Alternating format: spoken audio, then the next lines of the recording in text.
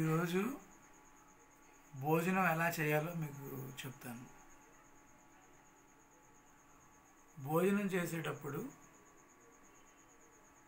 ప్రకృతిలో నుంచి ఈ ఆహారం మన దాకా వచ్చింది, దీని వెనకాల ఎంతమంది కృషి కష్టం ఉందని గమనించి ఆహారానికి నమస్కారం చేసుకొని, ఒకవేళ ఆహారంలో ఎటువంటి దోషాలు ఉన్నా కూడా ఇవి తినటం వల్ల మనకి సంపూర్ణ ఆరోగ్యం కలగాలని చెప్పి అమృతమస్తు అనుకుంటూ సర్వం శ్రీకృష్ణార్పణమస్తు అని చెప్పుకుంటూ భోజనం మనం చేయాలి.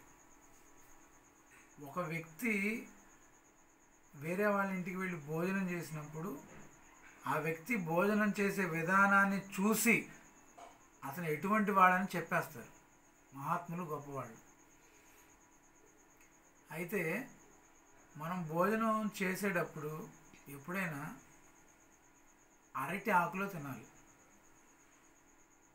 భోజనం వేడి వేడి పదార్థం అరిటాకులో వడ్డించినప్పుడు అరిటాకులో ఉన్న ఒక గ్రీన్ పదార్థం మన శరీరంలోకి వెళ్తుంది. అది శరీరంలో ఉన్న రుగ్మతలన్నీ తీసేస్తుంది అన్నమాట. మనం పళ్ళాల్లో, స్టీల్ పళ్ళాల్లో అలాంటి వాటిలో తినటం అలవాటు అయిపోయింది. పాతకాలంలో చూడండి, అందరూ అరిటాకుల్లో భోజనం చేస్తారు. ఆ తినే పద్ధతి, కలుపుకొని తినే పద్ధతి, మనం ఏమేమి వదిలిపెట్టేసాము, పూర్తిగా తిన్నామా లేదా అనే దాన్ని బట్టి కూడా మన మనసు ఎలాంటిదో కూడా ఎదుటి వాళ్ళకి తెలిసిపోతుంది. మనం ఏదైనా ఆహార పదార్థాలు వడ్డించుకున్నప్పుడు ఎక్కడికి వెళ్ళినా, భోజనానికి వెళ్ళినా పూర్తిగా వాటిని తినగలిగితేనే వడ్డించుకోవాలి. మనం ఏదైనా తినలేకపోయినా, అది మనకు నచ్చకపోయినా అది వడ్డించుకోకూడదు, అది తినకుండా వదిలేసి పారేయకూడదు.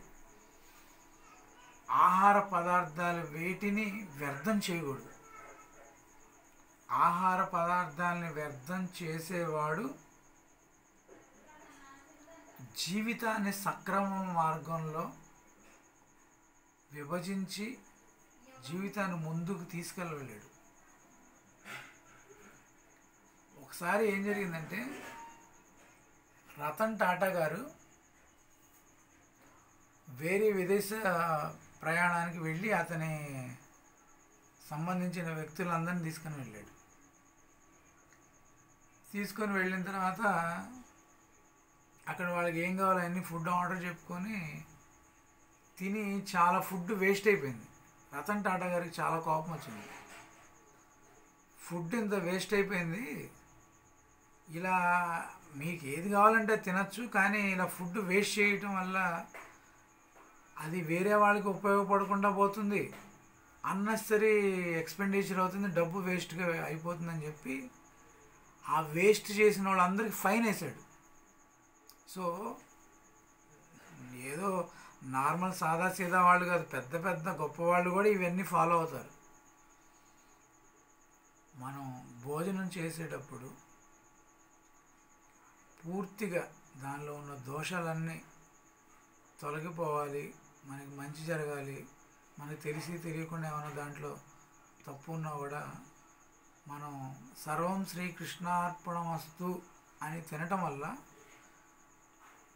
పెట్టింది వేరే వాళ్ళు ఎవరైనప్పటికీ అక్కడ లోపల తినింది కృష్ణుడు అవుతాడు.